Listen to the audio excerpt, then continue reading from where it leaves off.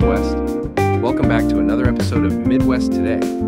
I'm Ethan, and of course, I'm joined by my amazing co-host, Sarah. So, Sarah, how's your Monday going? Hey, Ethan, it's been great. Busy, but great. I've been trying to make the most of this summer weather before it's all gone. How about you? Same here. Can't believe we're already talking about summer coming to an end. Speaking of making the most of it, I've been thinking about how this season always feels like the perfect time to start something new, which actually ties into our first story. Ready to jump in? Let's do it. All right, let's kick things off with some cool news from Michigan. Did you hear that OneRepublic guitarist Zach Filkins has traded in his guitar? Well, not literally, but he and his wife Lindsay just bought a winery in Berrien County. It's called Filkins Vineyards now. That's amazing.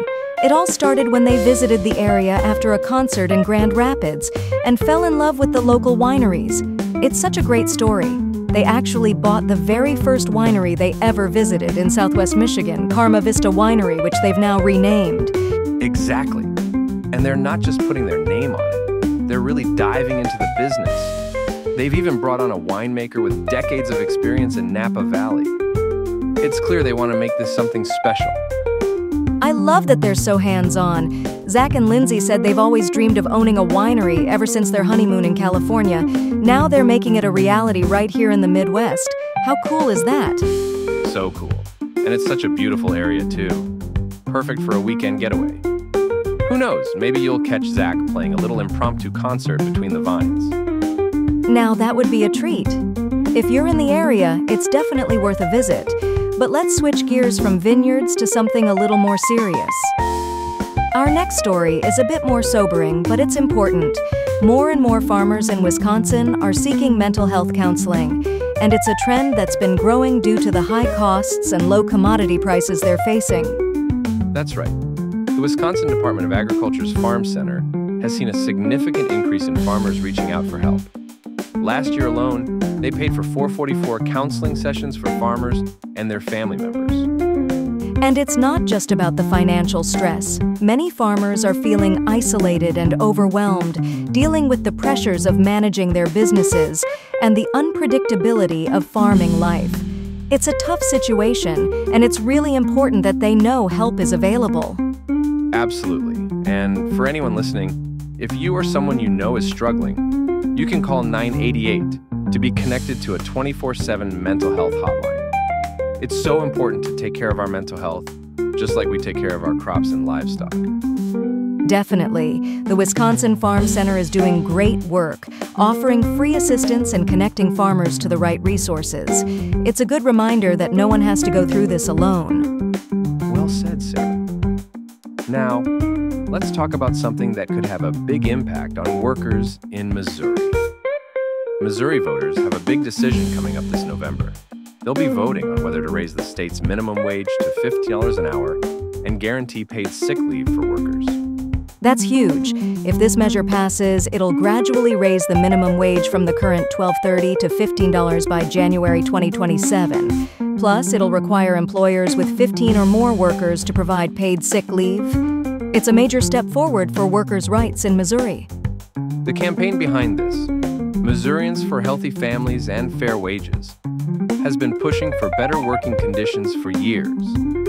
They gathered over 158,000 valid signatures to get this on the ballot, which is no small feat. And the proposal also includes some exemptions, like for governments and small businesses making less than $500,000 a year. But it's a big move that could really change the landscape for a lot of workers in the state. It's a topic that's going to generate a lot of discussion leading up to the vote. We'll definitely be keeping an eye on this as it develops. Now, let's turn to something a bit more lighthearted: adopting a new furry friend. If you've been thinking about adopting a pet, now might be the perfect time. Chicago Animal Care and Control is waiving all adoption fees through the end of the summer to help deal with overcrowding. That's awesome news. They've got almost 8,000 animals in their care right now, and they're really pushing to find these pets their forever homes. I love that they're making it easier for people to adopt, especially during such a busy time. It's a great opportunity to bring home a new furry friend. You can just walk in any day from noon to 7 p.m., and all you need is a valid ID and to be at least 18 years old. It's as simple as that. And with so many animals needing homes, now's the time to make a difference. Plus, they're hosting some fun events to raise awareness, like the Pet National Convention this Sunday, where you can learn more about the pets up for adoption. It's a win-win. Exactly. And for anyone listening, you can check out the available dogs and cats on their website before you head over. Let's help these animals find the loving homes they deserve. Definitely. Now, before we wrap up, let's talk about the hottest real estate market in the U.S., which might surprise you. And finally, here's some exciting news from Wisconsin. Oshkosh, known for being the home of the iconic children's brand Oshkosh Bagosh, now has a new claim to fame. It's been named the hottest real estate market in the U.S. by Realtor.com. That's pretty amazing. Oshkosh has really taken off thanks to its affordable home prices and beautiful surroundings. Lakefront views and a strong community vibe make it a great place to live, and it's catching the eye of buyers across the country. It makes sense, especially with the way home prices have been soaring in other parts of the country.